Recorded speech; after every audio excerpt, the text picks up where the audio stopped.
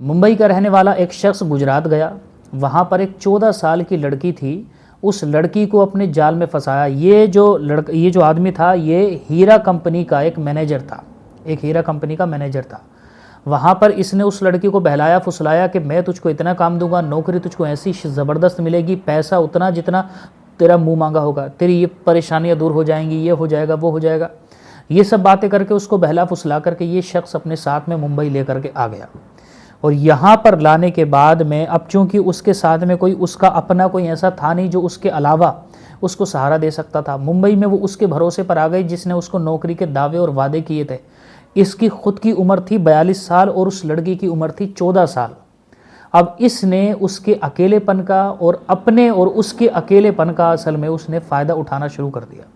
और देखते ही देखते उसने उसके साथ में ये सारे काम जो आपके दिमाग में यहाँ तक की बात सुन करके आए होंगे, वो सारे काम उसने उसके साथ में करना शुरू कर दिए।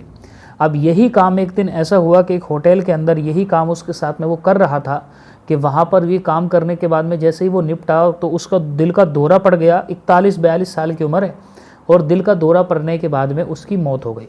उसके माँ को खबर लगी, उसकी माँ ने केस वगैरह भी दर्ज करवाया, लेकिन बहरहाल उसकी तो हो गई है मौत।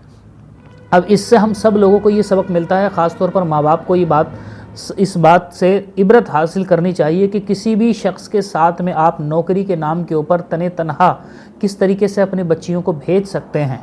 और अगर भेज रहे हैं तो फिर इन चीज़ों के ज़िम्मेदार क्या वो सिर्फ़ आपकी बेटी है या फिर आप भी कहीं ना कहीं उसके ज़िम्मेदार हैं। और बहुत सारे लोग हैं ऐसे जिनके पास में सब कुछ है खाने पीने के लिए, जिनके पास में किसी चीज़ की कोई कमी नहीं है, लेकिन सिर्फ़ और सिर्फ थोड़ा बहुत पैसा मिलेगा, बेटी की चाहत हो गई है, सामने वाले ने ऑफ़र कर दिया है, आगे जा कर के कुछ नहीं देखा। आगे जहाँ पर वो काम करने के लिए जाएगी वहाँ का मैनेजमेंट किस तरह की है, वहाँ पर सिस्टम क्या है, वहाँ पर किस तरह की चीज़ें हो रही हैं, ये खुद जा कर के न तजर्बात किया न देखा और हर तरह के माहौल में अपने बच्चों को पकड़वा दिया। और फिर उसके बाद में आप इनकार करो या इकरार करो, लेकिन जहाँ पर ये मुखालतत हो जाती है ना, जहाँ पर लड़के और लड़कियाँ मिक्स हो जाती हैं और फिर जहाँ पर और माहौल कोई ज़्यादा निगरानी में नहीं होता है, तो फिर वहाँ पर यार आप इस तरह के वाक़यात होते हैं जो नहीं होने चाहिए। इसमें कोई शक की बात नहीं है, लेकिन होते हैं। इसलिए हर इंसान को पहले से इस बात का थोड़ा ज़्यादा ध्यान रखना चाहिए कि वो सेफ्टी मेजर्स लेना चाहिए कि वो अगर अपनी लड़की को इस तरह के शोबाजात में भेज रहा है